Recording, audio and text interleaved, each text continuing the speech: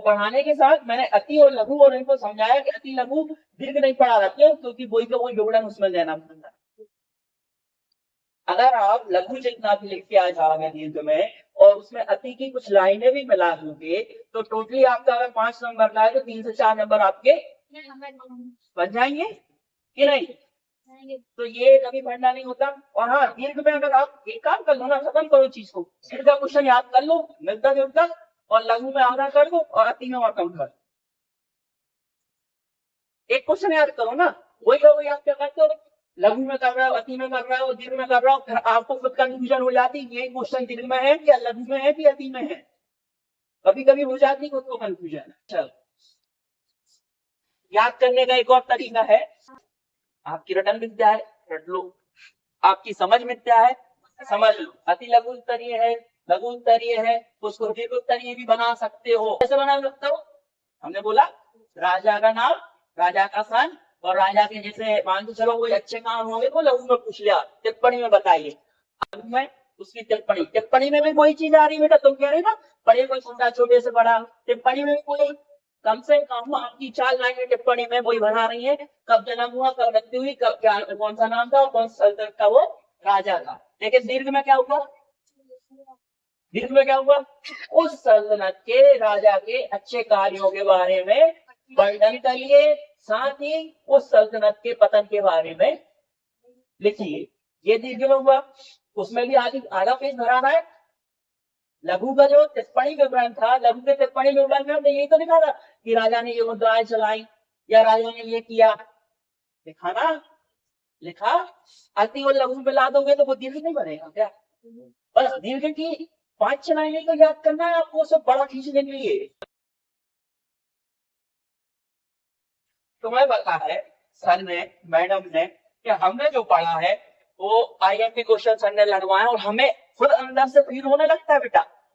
जब पेपर आ जाता है उस दिन के 1 दिन पहले से अंदर से लगने लगता है कि ये क्वेश्चन आईएमपी है। और जो पेपर में जो चित्र वाले हैं उनकी भी बात कर रहा हूँ, इतिहास वाले उनकी भी बात कर रहा हूँ, देखते हैं बेटा, हमें लगने लगता है ना खुद से अंदर से।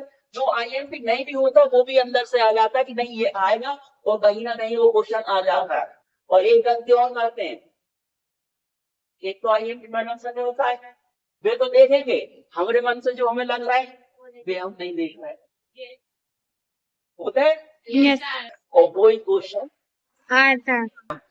जो क्वेश्चन हमें लग रहा आईएमपी है, और हमें लग रहा जो है मैडम ने ना आईएमपी लगाओ ना आज तक पेपर में आए हैं, लेकिन हमें जो आईएमपी लग रहा है लेकिन जो है था आलतू फालतू, समझा। लेकिन फिर भी अपन एक पेज पलटा एक बार देख लें।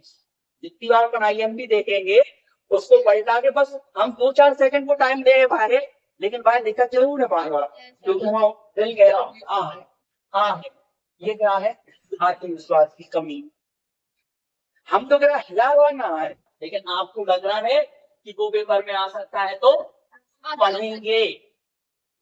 ये नहीं कि आ सकता है तो आ सकता है, नहीं, आपको लग रहा है कि पेपर में आएगा लेकिन फिर भी आप नहीं पढ़ा, ये आपकी आत्मविश्वास की कमी।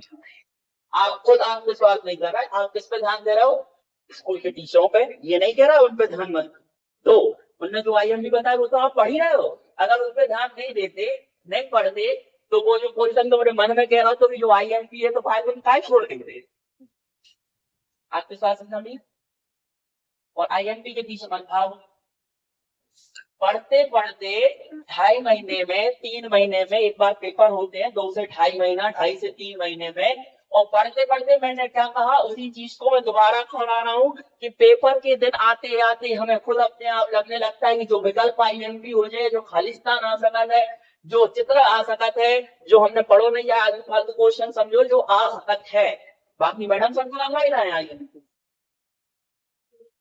हो जाता है। हम क्या कह रहे हैं, आप आईएमपी चक्कर में शुरू से क्यों पढ़ रहे हो? किताब से पढ़ो ना। कॉपी है, किताब है, फेयर कॉपी बनाओ, क्वेश्चन आंसर लिखे, हर दिन उसका होमवर्क भी, 6 सब्जेक्टों का पेपर वो फेयर कॉपी भी, ठीक है। उसी में से आईएमपी, वही सब कुछ है, वही आपकी गाइड।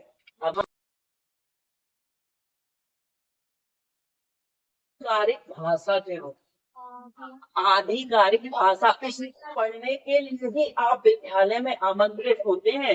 यही डिसिप्लिन, यही शब्द, यही शैली सीखने के लिए आप विद्यालय में उपस्थित होते हैं। नहीं तो आपको तो बचपन से पता है नीम क्या चीज है, सम्राट कौन है, और 1800 गाय के थे, 800 गाय, और आप पहचानते भी लगते हो उम्र के साथ साथ। जब बड़े हो जाते हो 800 क्या लिखा है, 18 14 कहाँ लिखा है, कुछ नहीं। लेकिन आप यहाँ पे क्या पढ़ रहे हो, ये आधिकारिक भाषा। ये सिर्फ एक वाक्य नहीं बल्कि कल्पना जानना की सच्चाई है। अगर किसी जिद से आपकी जिंदगी बदलती है तो जिद करो, खुद के लिए फैसला लो और उस फैसले को दूसरों के लिए एक मिसाल बना दो। जिद का मतलब सिर्फ किसी चीज को पाने की चाह नहीं होती। असली जिद वो भी है जो दूसरा रास्ता मोड़ दे, जिसके लिए दुनिया आपको सलाम करे। जब हर एक व्यक्ति एक न एक दिन इस दुनिया को छोड़कर जाना होता है, मगर दुनिया में कुछ लोग सिर्फ जीते जाते हैं, उनमें जिद थी कुछ बड़ा करने की। इसलिए मोहम्मद सिर्फ उनके शरीर को कि कोई आम लड़की नहीं बनेगी, उनकी जिंदगी आसमान को छूती। और ऐसा ही हुआ भी। अपने सपनों के आकाश को पाने के लिए वो अमेरिका गए। उन्होंने यूनिवर्सिटी ऑफ टेक्सास से मास्टर्स की डिग्री और यूनिवर्सिटी ऑफ कोलोराडो से पीएचडी ली। कुछ वक्त बाद उन्हें नासा से ऑफर आया, जिसे उन्होंने एक्सेप्ट कर लिया और बने एस्ट्रोनॉट। 3 साल बाद ही स्पेस शटल कोलंबिया के फ्लाइट STS-87 और पूरे 14 दिन स्पेस में बिताए। फिर कुछ टाइम बाद फ्लाइट STS-107 में उन्हें स्पेस यात्रा करने का मौका मिला। लेकिन किसे पता था कि ये कल्पना की आखिरी उड़ान होगी। फिर आई 1, 2, 3 यानी 1 फरवरी 2003, जब उनके शटल के थर्मल प्रोटेक्शन सिस्टम में खराबी आने के कारण शिप ब्लास्ट हो गया और कल्पना हमें छोड़ के दूर, बहुत दूर चली गई।